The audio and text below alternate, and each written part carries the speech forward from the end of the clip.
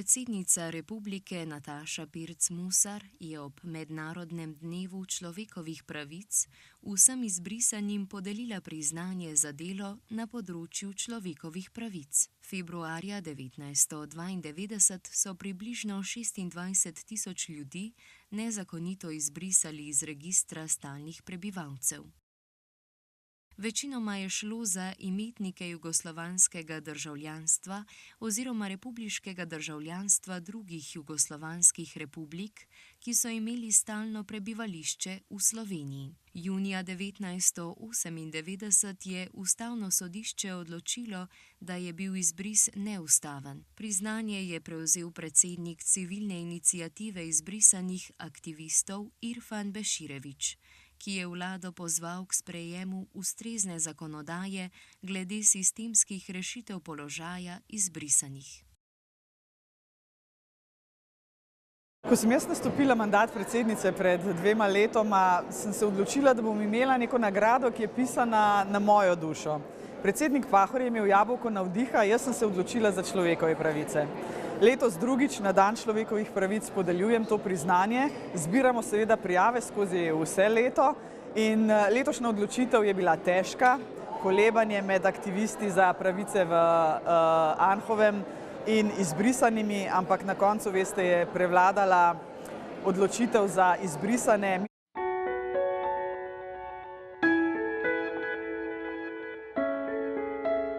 Bili smo eni izmed predlagateljev, torej Amnesty International, Mirovni inštitut in skupina posameznikov in posameznic, ki smo predsednici predlagali, da za priznanje za človekove pravice podeli prav izbrisanim. Izbrisani so bili velika skupina, ki so dejansko vsakdo od njih moral postati aktivist, zagovornik za človekove pravice. Vsi so se znašli v položaju, ki je bil izjemno težak, ki ga niti niso mogli razumeti, ki ga ni razumela pravzaprav cela država prvih nekaj let, ko je postalo vprašanje izbrisanih bolj javno, ko so bile že odločbe Ustavnega sodišča, je še do danes trajalo, preden so se nekatere krivice popravile, številne pa se še sploh niso.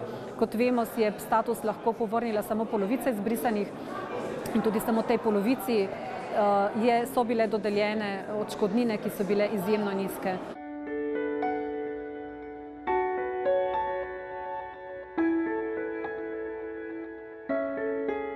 Izbris se je zgodil tudi mojemu očetu. Zato se že 33 let kot otrok izbrisanih borim za pravice izbrisanih, ki pa je obenem temeljna človekova pravica, v bistvu pravica do obstoja. V tem letu 1992, 26. februarja, je neupravičeno iz stalnega prebivališča Slovenije bilo izbrisanih več kot 26.500 oseb, ki so predvsem prihajale iz nekdanjih republik Jugoslavije. Moj oče je v Slovenijo prišel konec 50. let prejšnjega stoletja in je celo svoje življenje delal v Sloveniji. Tudi poročen je za Slovenko in tega usodnega odcepitvenega momenta mojemu očetu, ko je dal prošnjo za državljanstvo, preprosto niso dali državljanstva. Tako da je ostal brez vseh pravic, brez pravice do pokojnine in naslednjih 16 let smo živeli dobesedno na plači moje mame, kjer smo se zelo trudili, zbirali denar, da bi tožili državo ne za odškodnino, ampak za pravico do pokojnine. Leta 2000 je moj oče dobil državljanstvo, se pravi dolgih 7 let je čakal na državljanstvo. V tem času nam, družini, niso upoštevali pravice do združitve družine, obravnavali so ga kot nekega sovražnika. Policija nas je na silo želela vršiti iz stanovanja, ker zaradi očetovega izbrisa naj ne bi imeli pravice za stanovanje. In ta dolga leta so me zaznamovala, ko sem gledal svoja starša, kako se borita za svoje pravice. Te pravice žal še danes niso dosežene, ker moj oče še zmeraj ni dobil pokojnine za vsa ta leta, ko mu jo niso odplačali. Rojena sem v Sloveniji. Moji starši so oba sta delala v vojski in ko se je Slovenija osamosvojila leta 1991, sta moja starša odšla skupaj z JNA nekam proti jugu, proti vojni. Jaz sem bila pa takrat že polnoletna in sem se odločila, da bom ostala v Sloveniji, ker sem ravno začela študirati novinarstvo. Par mesecev po osamosvojitvi sem ugotovila oziroma sem naletela na zaklenjena in zaprta vrata našega stanovanja v Mariboru. Tja so mi vlomili teritorialci, do svojih stvari in do svojega stanovanja nisem nikoli več mogla priti. Par dni zatem sem tudi tako izgubila vse svoje osebne dokumente, kajti šla sem na občino, tam so mi jih prerezali. To so zgodbe, podobne zgodbe, ki jih vsi izbrisani pripovedujemo. Naslednja leta sem morala živeti v Ljubljani kot brezdomka, nisem imela dokumentov. Starši so moji izginili nekam v tisti vojni. Na vse možne načine sem se trudila, da nekako preživim. Spala sem več ali manj povsod, tudi na fakulteti oziroma v študentskem domu v nekih kleteh. Navkljub sem tem raznim stiskam in stigmam, ki sem bila izpostavljena tista leta, sem se uspela zaposliti na Pop TV-ju, ki je takrat ravno začel oddajati. Tam sem tudi sicer morala povedati, da nisem imela niti svojega bančnega računa. Na srečo so mi šli toliko na roko, da so me pustili delati, ker sem bila pač dobra novinarka, sem se tudi obdržala. Prišla sem na ta način tudi v parlament, kjer sem se spoznala tudi z politiki, ki so me pred parimi leti, mene in mojo družino in veliko skupino ljudi, torej 25.671, izbrisali iz registra stalnih prebivalcev.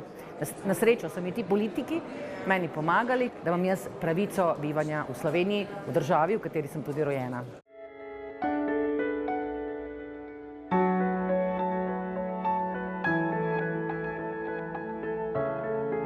Sem se pogovarjal z nekaterimi izbrisanimi, ki še zmeraj čakajo na odgovore oziroma še zmeraj čakajo na nekaj statusov, tako da se mi zdi pomembno, da v bistvu ne zaspimo zdaj, ampak še bolj stisnemo in borbamo naprej.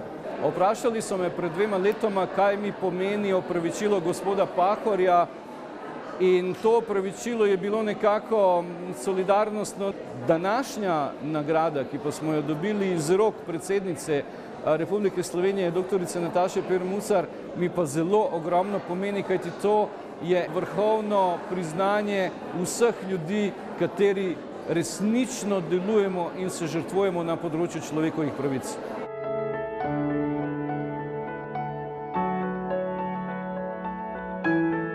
Izjemno veliko nam to pomeni, ker je predsednica imela posluh, da je treba postaviti izbrisane tja, kamor sodijo, v kolektivno zavest naše družbe, kjer bodo ostali v spominu kot ena največjih kršitev človekovih pravic in tudi kot kršitev, ki še vedno zahteva popravo. Z njeno podporo smo spisali predlog zakona, ki bi zmogel urediti pravzaprav status izbrisanim, status stalnega prebivališča vsem, ki ga še potrebujejo. Ta predlog je poslala na vlado in večkrat opozorila na težave in da je to treba urediti na sistemski ravni. Izjemno hvaležni smo za to podporo in za vidnost, ki jo daje izbrisanim, tudi s to nagrado. In sedaj javno pozivamo ministra za notranje zadeve in vlado, naslednji korak mora biti strani vlade.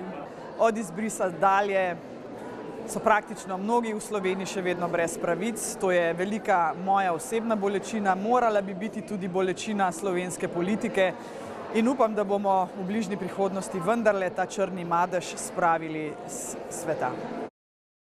Predsednica države ne razume, zakaj od vlade in od Ministrstva za notranje zadeve izbrisani ne dobijo odgovora na predlog zakona, ki bi sistemsko uredil njihov položaj. In kot je napovedala, bo za vse, ki bodo ostali brez pravic, naredila enako, kot je naredila za izbrisane.